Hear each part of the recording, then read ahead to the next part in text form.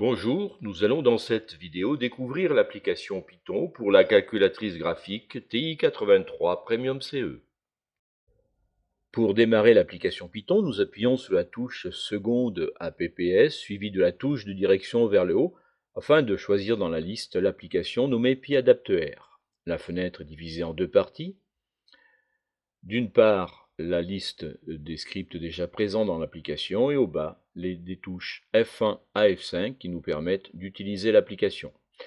Le clavier alphanumérique est bloqué en mode majuscule et si nous souhaitions l'avoir en mode minuscule, nous appuierions sur la touche alpha et éventuellement la touche seconde alpha pour le bloquer dans mode alphanumérique. L'application Python est constituée d'une fenêtre principale dans laquelle nous voyons la liste des scripts présents dans la machine. Sur le bandeau inférieur, 5 fonctions de F1 à F5 qui nous permettent d'exécuter, d'éditer, de créer un nouveau script, d'avoir accès à la console et enfin de gérer ces scripts. Si nous éditons le script présent ici dans la calculatrice, nous voyons l'ensemble des fonctions qui le constituent. Pour créer un nouveau script, nous appuyons sur la touche F3 et nous donnons simplement un nom à notre script constitué au maximum de 8 caractères.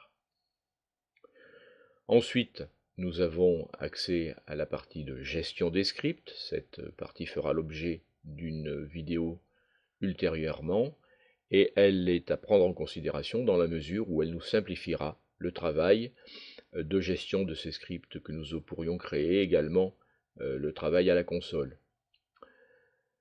Nous allons avoir accès maintenant à l'ensemble des fonctionnalités de l'application Python. Lorsque nous sommes en mode d'édition de script, en appuyant sur la touche F1, nous pouvons définir des fonctions. Et en continuant, en utilisant la touche de direction vers la droite, nous avons accès aux instructions de contrôle, c'est-à-dire qui vont nous permettre de créer des tests, des boucles ouvertes ou des boucles fermées. Toujours en utilisant la touche de direction vers la droite, nous avons accès aux opérations. Celle-ci consiste à comparer des variables entre elles, comme nous le voyons à l'écran, sont-elles plus petites, plus grandes, égales, etc., ainsi que les opérateurs booléens entre ces variables. Le travail sur les listes est obtenu dans l'onglet suivant. Nous pouvons créer une liste vide et effectuer des opérations sur ces listes, les remplir avec l'instruction numéro 6, append x. Ensuite, nous allons avoir accès en utilisant la touche de direction vers la droite, toujours au type de variables que nous pourrons manipuler. Nous avons des entiers, des nombres à virgule flottante, des chaînes de caractères.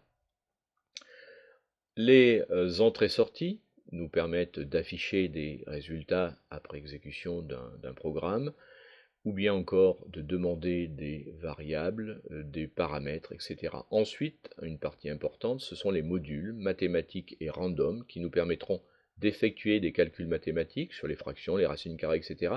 ou bien des calculs sur les nombres aléatoires. La table de caractères est obtenue en appuyant sur la touche F2. Celle-ci comporte un certain nombre de caractères qui peuvent nous simplifier la vie, comme pour créer une liste vide, nous voyons les crochets, nous voyons également le symbole pourcentage pour la division euclidienne, etc. L'ensemble de ces fonctions sont obtenues à partir de l'édition d'un script. Le menu F3, outils, lui, est important également. Il nous permettra d'indenter ou de désindenter d'un niveau supérieur ou inférieur, d'annuler, d'effacer une ligne, également d'effectuer un copier-coller d'une ligne, ce qui peut s'avérer pratique lorsque nous avons à effectuer l'écriture de scripts particulièrement longs. Nous avons également l'opportunité de réinitialiser le shell et de retourner au shell directement par l'intermédiaire de cette fenêtre d'outils.